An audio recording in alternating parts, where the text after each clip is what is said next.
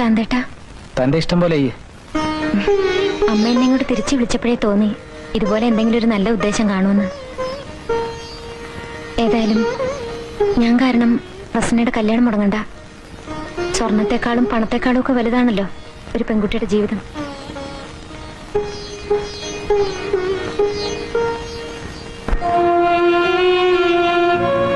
ഒരുപാട് കഷ്ടപ്പെട്ടിട്ടാ എന്റെ അച്ഛൻ എനിക്ക് ഈ സ്വർണം തന്നത്.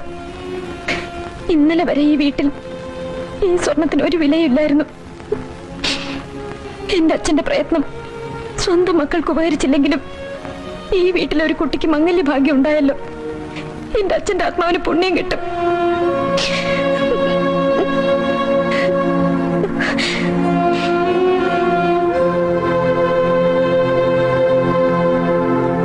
അമ്മയ്ക്കിപ്പോ മനസ്സിലായല്ലോ, മക്കള് 2 ലക്ഷവും 4 ലക്ഷവും